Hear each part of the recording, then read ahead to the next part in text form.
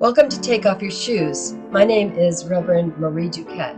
I'm an ordained minister in the Lutheran tradition, and I believe that where my story, your story, and God's story meet, there is holy ground.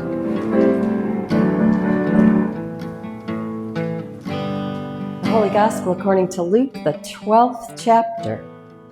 Someone in the crowd said to Jesus, "Teacher, tell my brother to divide the family inheritance with me." But Jesus said to him, "Friend, who set me to be a judge or arbitrator over you?" And he said to them, "Take care. Be on your guard against all kinds of greed, for one's life does not consist in the abundance of possessions." Then Jesus told them a parable. The land of a rich man produced abundantly. And he thought to himself, "What should I do, for I have no place to store my crops?" Then he said, "I will do this. I will pull down my barns and build larger ones, and there I will store all my grain and my goods. And I will say to my soul, 'Soul, you have ample goods laid up for many years. Relax, eat, drink, and be merry.'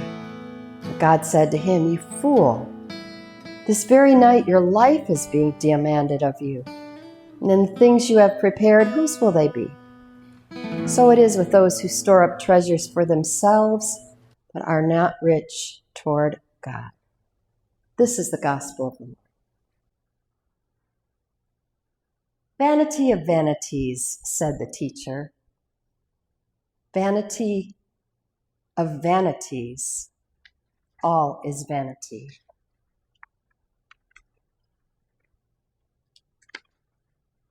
One year ago on this day, we watched the Summer Olympics in Paris.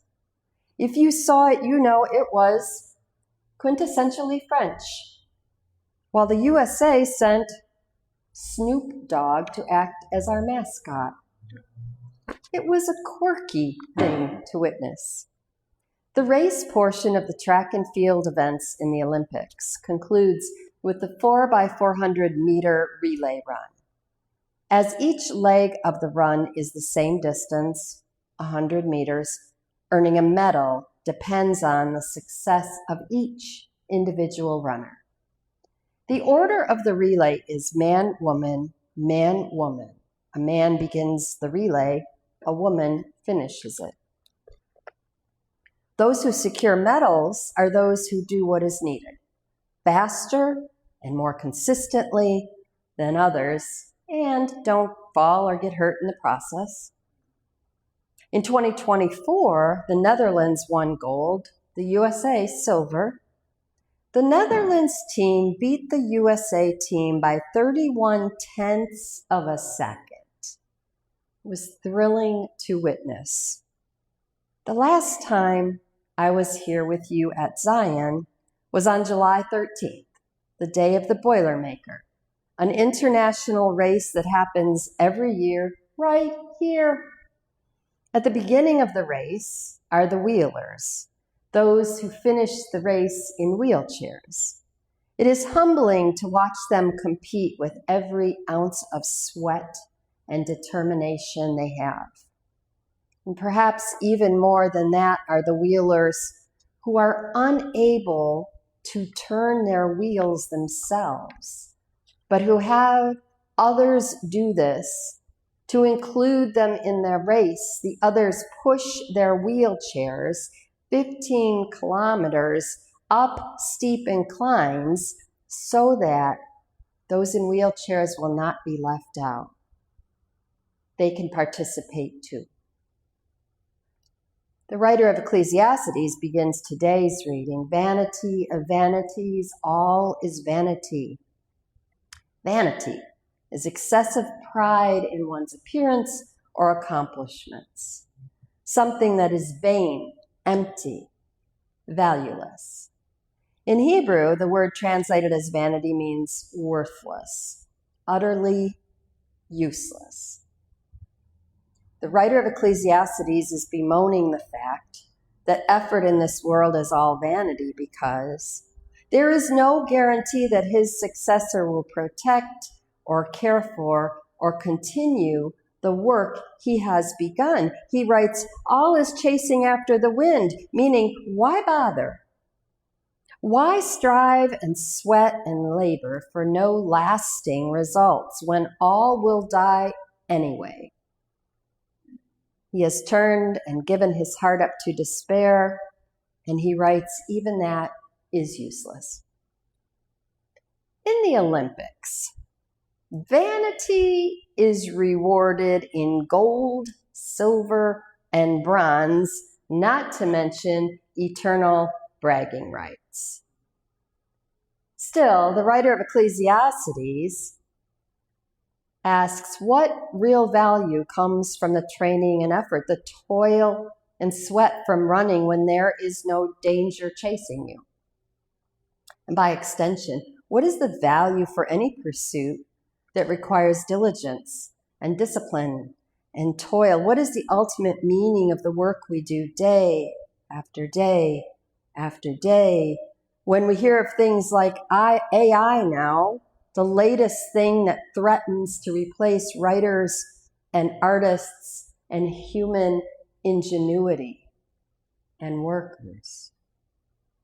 Perhaps the answer is in the gospel reading, in which we hear the parable about a man who has so much grain that he decides he should build bigger barns in which to store it. He definitely sees the value of his toil.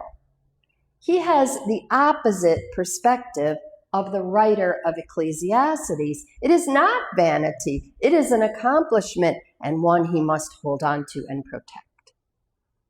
The problem in Ecclesiastes is that nothing has value. The problem in the gospel is that grain has so much value, the owner thinks the only wise thing to do with it is store the excess so he can eat, drink, and be merry. What both problems ignore is the variable they, and sometimes we, disregard, and that is the people who are not in the story.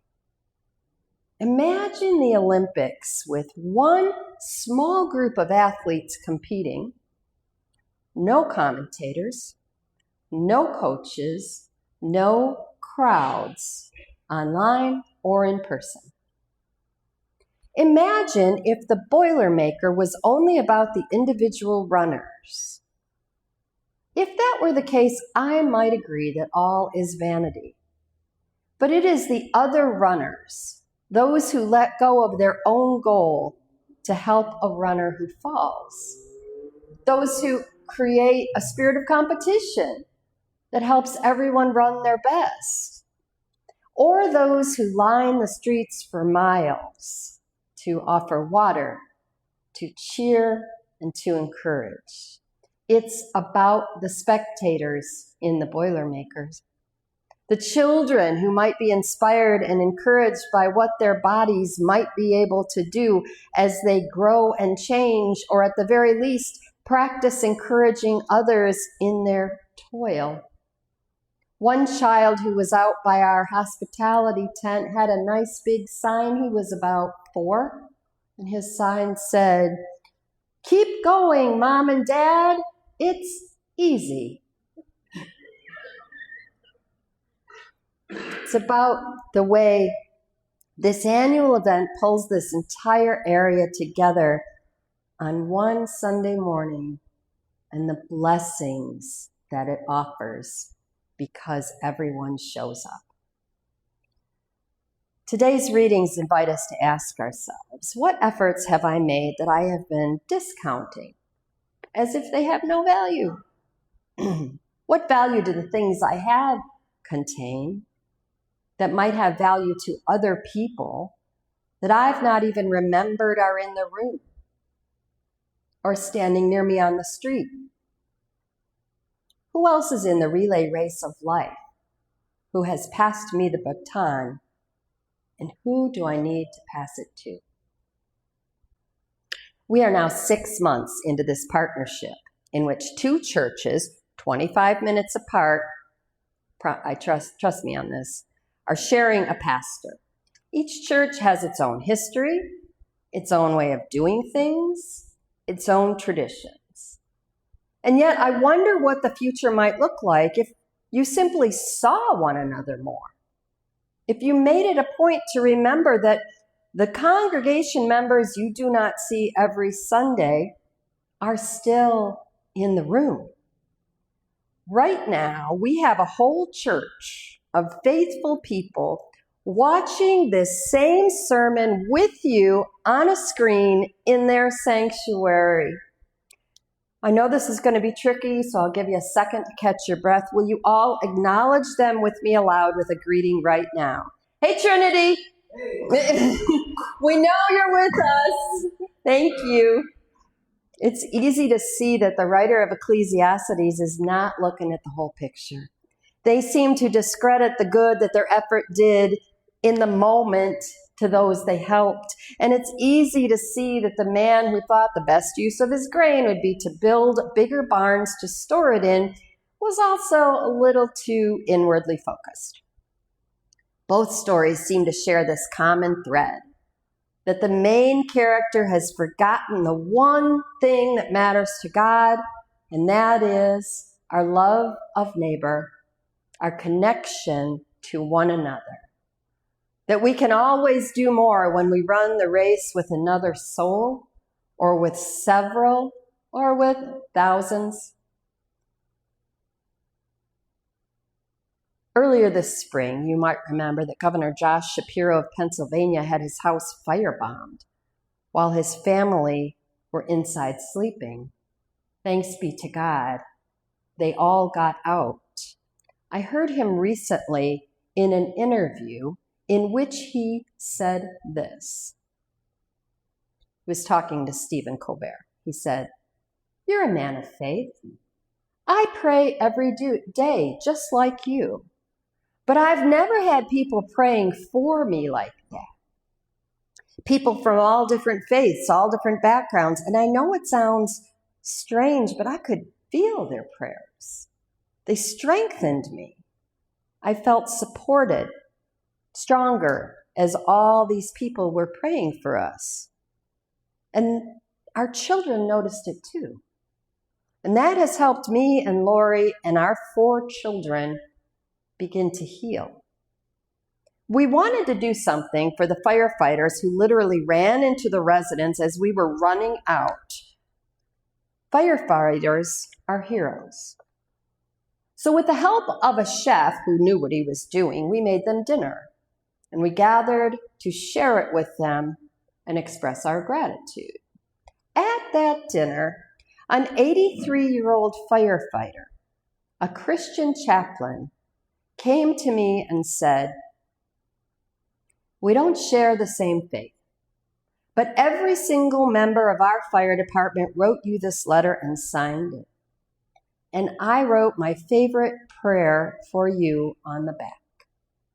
The prayer he wrote is the priestly blessing from the Old Testament. It was important for him, a member of the Christian faith, to give me, a person of the Jewish faith, this prayer to help me heal. That too is quite an image of the way people who do not know each other well at all choose to reach across miles to help another person, another family, literally run. And once they are safe, they can begin to heal. There are people in both of our congregations who wonder right now if the work they have done has value, or if the gifts they have to give to the world matter. They look around and see a handful of people left in the pews in their church and wonder if anything will be left of the work they have done. There are people in both of our congregations who are still healing from very real traumas in life.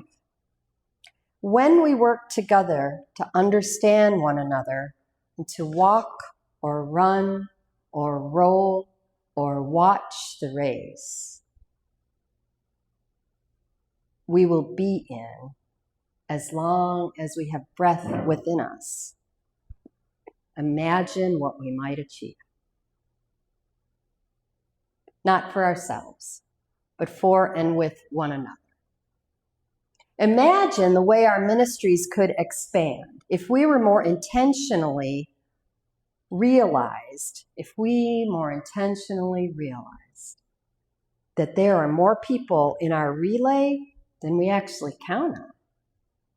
There are people up ahead, and we may not hand the baton to them directly, but we hand it to someone who hands it to someone who hands it to someone.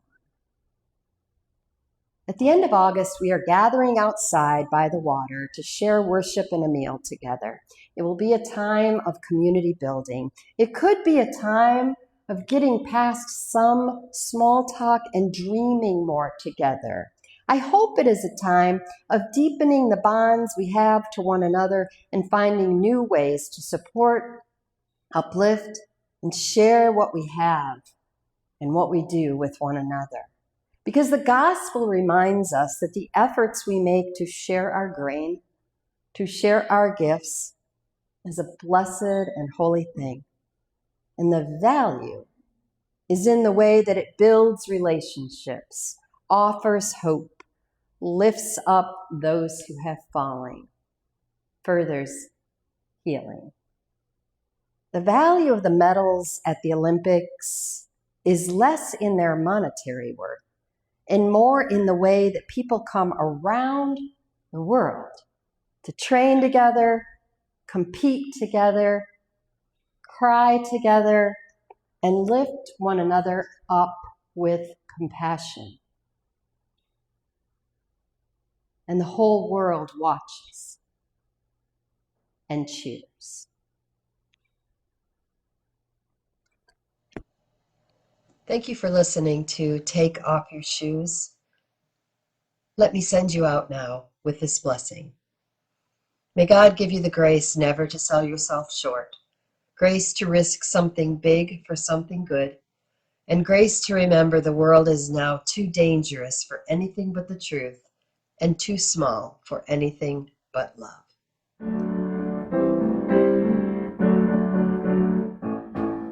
If you're still listening, she held your attention. Give her a thumbs up and subscribe. Watch the video on her YouTube channel. Search on YouTube for Take Off Your Shoes with Marie Duquette, Duquette.